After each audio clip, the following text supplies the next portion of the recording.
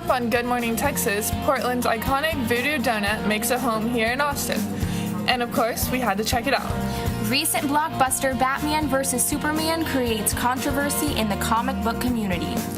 And we dig deeper into the community college student experience. All this and more coming up on Good Morning Texas.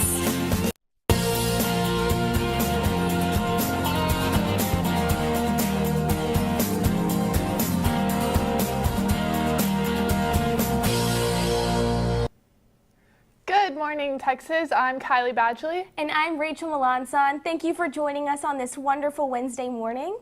Well, we're just at the end of the month of March, so that means we have a few days left, or maybe just one day left to get in that, health because March is the month of health. Yes, it's National Nutrition Month, and it's almost over, so when it's over, if you've been sticking with your diet, you can reward yourself with Voodoo Donuts.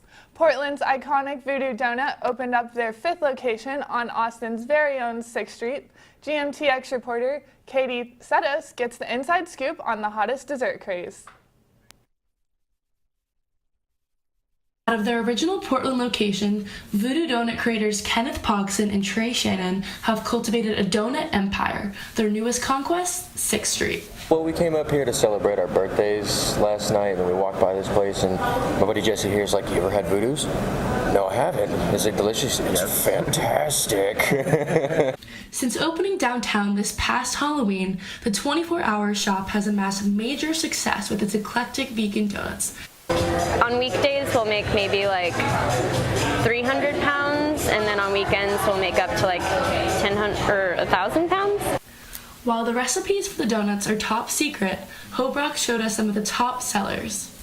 So this one is the Diablo's Rex. It's a chocolate cake donut with chocolate icing, chocolate chips, and sprinkles. And then we've got the Voodoo Doll. It's blood-filled, that tastes like raspberry, with chocolate on top and a pretzel steak.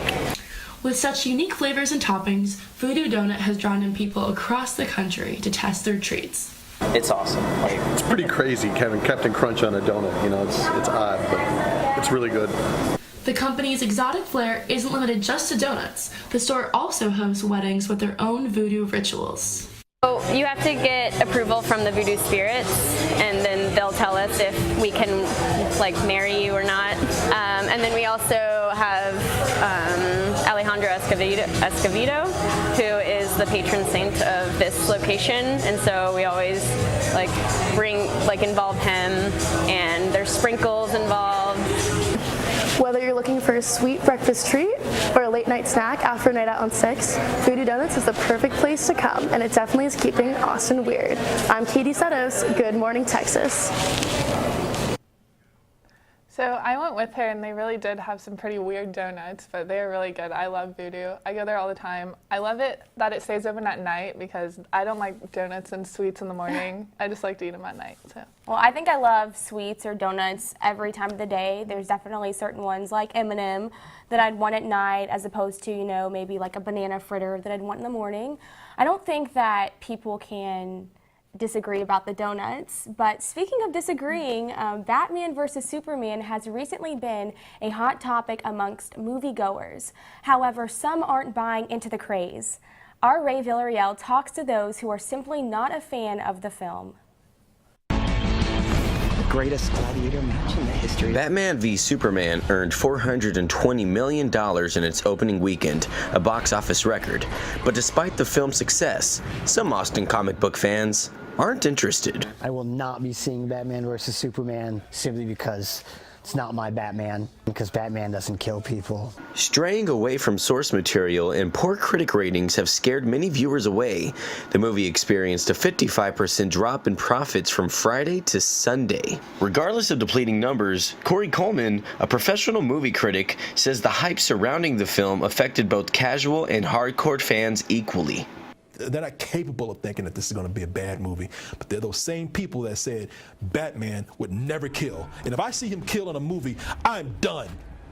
Well, you got a Batman that kills, and these same people are saying it is the best, not only Batman that I've seen, but it's the best movie I've ever seen. Tribe comic employee Daniel Potter says DC movies just don't get the characters right.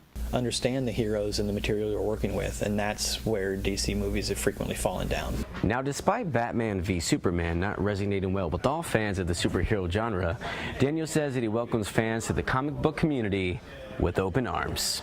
A fan is a fan, you know, and a lot of times they come in just wanting that one thing, and then they discover other things they want, discover other heroes, or maybe a fantasy book or something like that. Arthur Ray, Good Morning Texas. So I really want to go see that movie. I haven't ever seen any of the Superman movies, but I've seen all the Batman movies, and those are really good. And I heard that Batman is a little different in this movie. So what about you? I mean, honestly, I haven't seen any of these Superman, superhero, Batman movies. So I guess if I saw it, I wouldn't be able to know the difference between Batman. I mean, I may check it out, or I may just pass. So, well, a new study shows that community college students are not well prepared for higher level coursework. Viviana Castaneda reports on how statistics like this can be overcome with the right preparation. 86% of community college students believe they are academically prepared to succeed in college. However, studies show that many students fall short when transitioning from high school to college. Because certain students, I guess, have like a stereotype, like if you go to a community college, you're not smart enough or have enough knowledge or just knowing enough to go to university. But for myself, I guess I just wasn't really prepared to go to university. For students who feel as if they're not fully prepared to attend a four-year university after graduating high school, many turn to a community college, such as ACC, as a stepping stone for a higher level education. Less than 40% of those attending a community college receive a degree or certificate within 6 years. I don't know if students understand really what it takes to do the work. Many of the students that come to community college, they're typically first generation to go to college. They have jobs. So sometimes there's just many variables that are affecting to get their degree. Programs such as PACE, which admitted 135 students this year, offers co-enrollment at ACC and UT. With the classes being smaller and the environment more intimate, it helps them to gradually move into a much larger environment. And what we found is that the students are extremely successful. With the study enforcing innovative ways to help those that are underprepared, it is encouraged to design ways of teaching that will be effective. these are interesting statistics, and I know that statistics, what the majority says, doesn't always go to everyone, and I'm from a community college, and I know you are as well, and I feel like I'm doing pretty well, and I'm keeping up with the pace of college. It's interesting to know that for the majority that they aren't, but for me, I would say that community college did prepare me for the university level. Yeah, the only thing, I can definitely tell a difference between the workload itself, but not the work and the level of like how hard it is and everything. Well, when we come back, your top stories and a look at this week's weather forecast.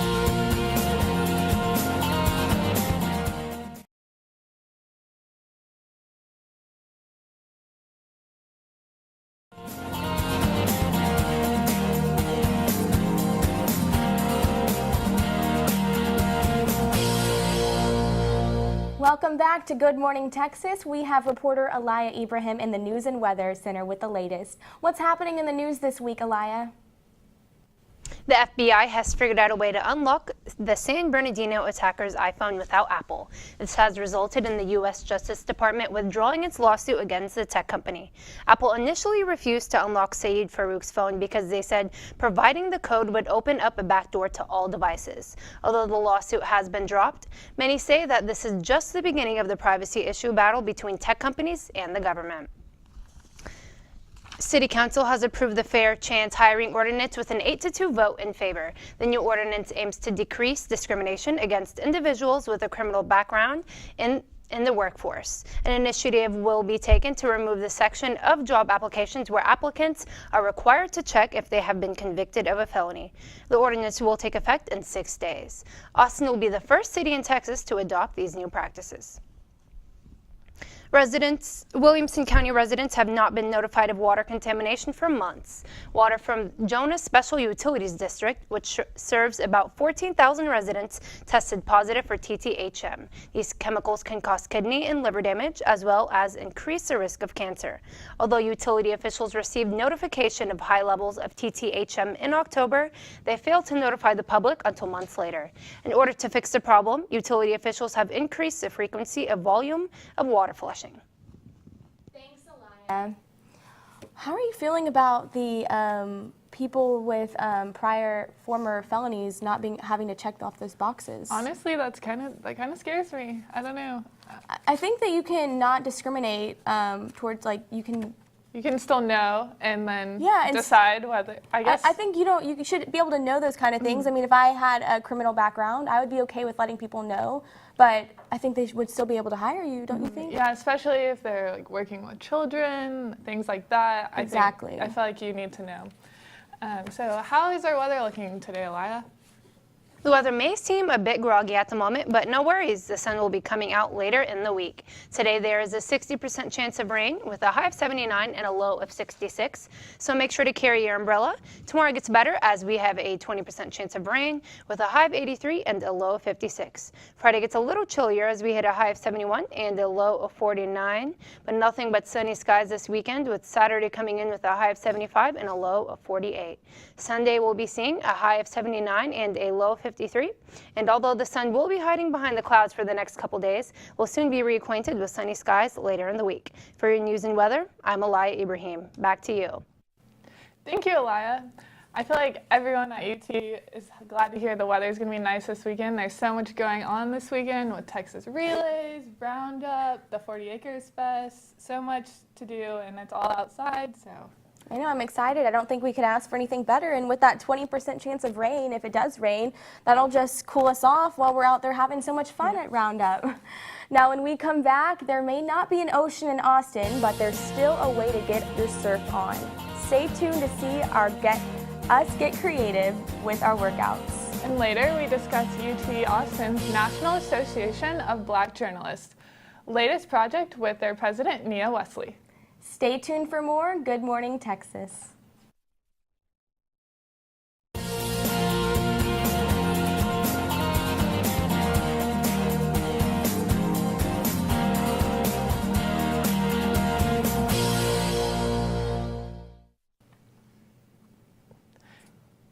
Is your workout boring you?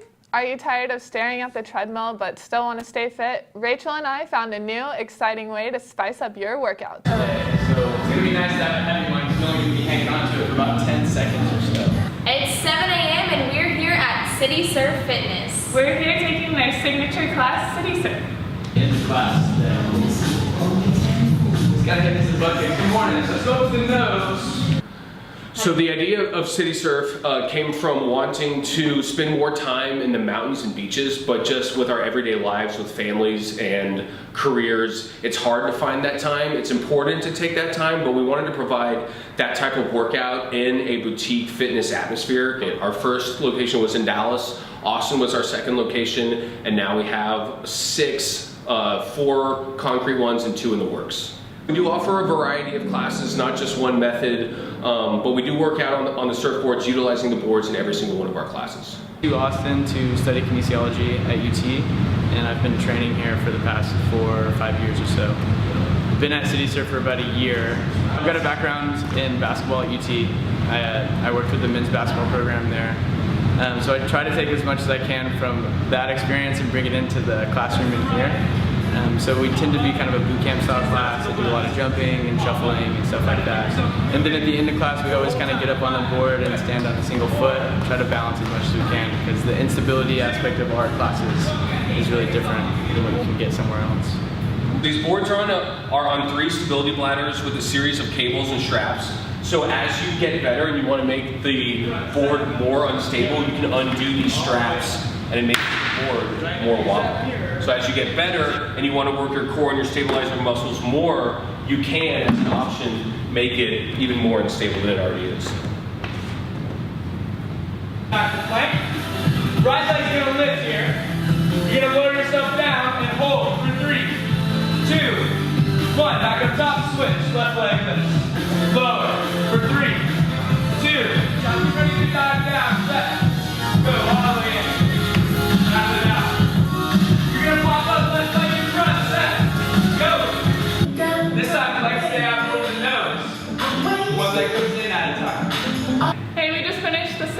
class is definitely a challenge. Yes, and having a professional trainer definitely kept us motivated. Yeah, definitely. Great way to start out your morning. Better than just going to the gym and working out by yourself. Well, I'm Rachel Melanson. And I'm Kylie Badgley. Good morning, Texas. Right here. Exhale, pull it all out. Even though it sounded fun to be on a surfboard, getting your fitness on, it was definitely a lot harder than I expected. There were a few times where I had to take a break, pretend like I needed to fix the camera or something just to get off that because I was sweating, let alone it was 7 in the morning. But I wouldn't take it back. I was sore for about 3 days, but I mean, it definitely challenged me in a good way. Yeah, I was so sore, but I thought it was really fun. Like, it was different than any workout I've ever done. I'd definitely do it again. When we come back, Nia Wesley, president of the National Association of Black Journalists, UT chapter, joins us in studio to discuss their latest documentary.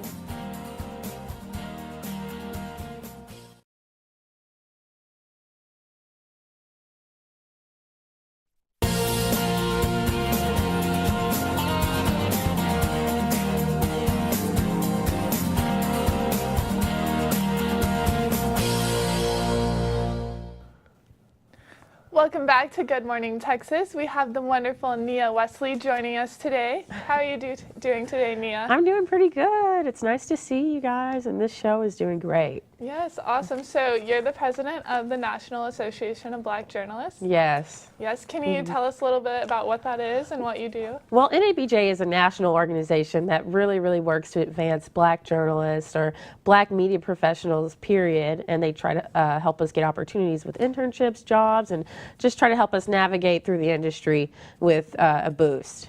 Awesome. So y'all are working on a pretty big project within the organization. Can you tell us a little bit about that? Well, this year we're doing a web series that showcases African Americans excelling in various fields. And at the end of the school year, we're going to put it together in like a 20-minute documentary. So each week we've released an episode that shows like an African American excelling in like tech or nutrition, or we had like African American and a thespian actually done by your co-anchor Rachel. So each week we just really try to highlight African Americans excelling in these positions that may not be showcased in the media. Awesome. That sounds really entertaining. And you have a big event at the end of the year to showcase. Yes. We will screen it to the entire city. We'll open it up. Last year, our documentary had over 600 RSVPs. We had a packed house. I think maybe half of that actually showed up, but it was a packed house. So we're hoping to get the same turnout this year. Awesome. So it's 2016, and unfortunately, we're still seeing some racial disparities and things across campus. Have y'all talked about within your organization? Do you have any comments about that? Well, I get calls about those incidents, especially here at UT, to give a quote for things like the Daily Texan, and it's very discouraging. 4 years ago, when the bleach balloons happened, I was a freshman, and that was, discouraging for me as a freshman, and to see these instances happening again, I question those at fault, the fraternity members. How do they think this makes the university look? Do they think this makes people want to come here? And, it's kind of like on a national scale, we've come a long way. We have a black president, but we still have a long way to go. So. Yeah, so what are some things you think that universities in general and UT could work on? Well, universities in general, let's just be clear, they're protecting a brand. So universities receive millions of money from these fraternities each year. So sometimes they will work to maintain those relationships at the expense of minority students, and that's just a fact. Yeah, I definitely agree. So going back to the projects and everything, what's like one that stands out?